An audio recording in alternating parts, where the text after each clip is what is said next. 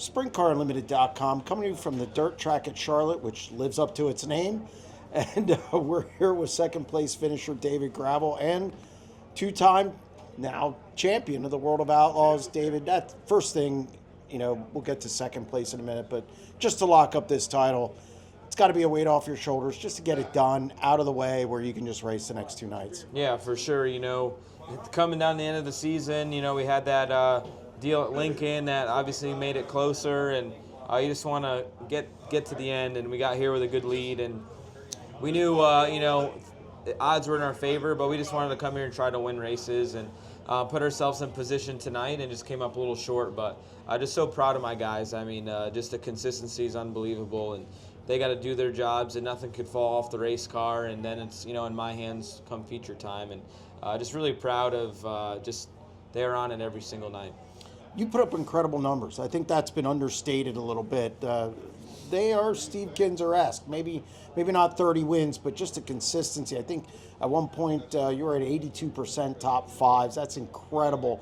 Have you had a chance to look at that yet, and just how incredible this season has been?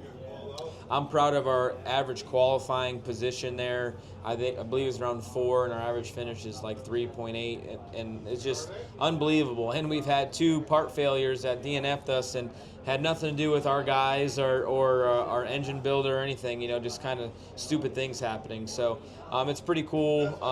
At one point, we were perfect with the top 10 deal and had a couple little things happen. So if the world was perfect, we would add a perfect score in the top 10 deal, but that's racing, right? Flat tires happen and stuff like that. But to go back in the stats, we didn't win as many races as the all-time greats or what Donnie did, but man, I think it's potentially impossible. If somebody wins 20 races on a traveling series in a season, I'd be very surprised, because I felt like we were in position to win a lot of races and won a decent amount, and man, it's just very, very hard to do to get to 20. You've been around a long time, and you're not old by any stretch, but you've been around a long time. You know your history as well.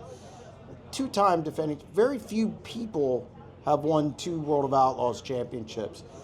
You got to be pretty proud of this from a personal standpoint, just to hit a level that a lot of people haven't. Steve Kinzer, Sammy Swindell, Donnie Schatz, Brad Sweet, and just not many guys have done it.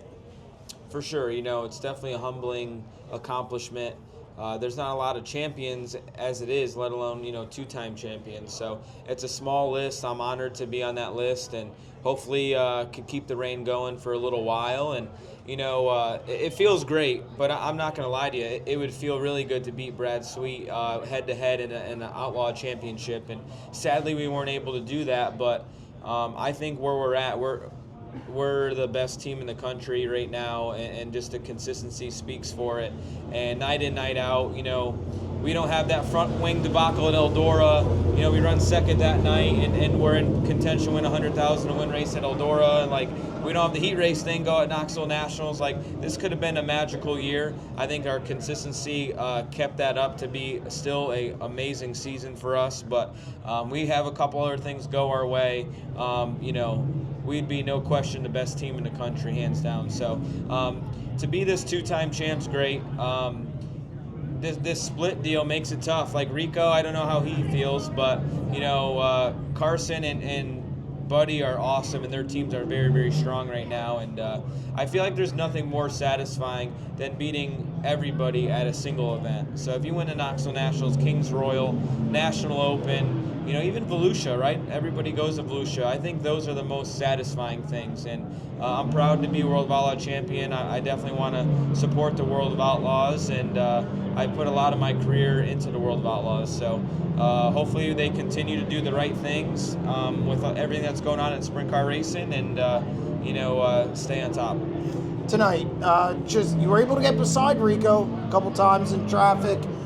Just weren't able to pull the trigger to get by on the bottom. Yeah, I regret being down there one extra lap. I think I would have cleared them when I hit the bottom good that one lap, and I could have went up to the top. And I think it would have been really tough for him to get me back. But you live and learn. I hit it good one lap, and I'm like, oh, I'm going to be able to do this again, and I just couldn't. I missed it, and I lost a lot of time and ground, and luckily I didn't lose a position. And there with 2 to go on that restart, I knew my chances of going low and passing them were like a 5% chance of that working, and I was risking myself losing the spot. So I'm happy I did what I did there at the end. Just I wish I didn't run the bottom 2 laps in a row there.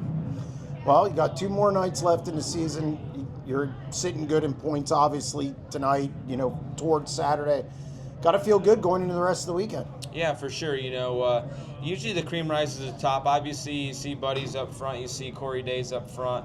You see, the 41, the 19, and then the 24. So I feel like a lot of the same guys will be up front tomorrow. But as long as we stay in that top 8 in the points after tomorrow night, sets us up in really good position on Saturday. So it would be awesome to cap off the season and the 25 grand on Saturday night. So we'll see what we can do.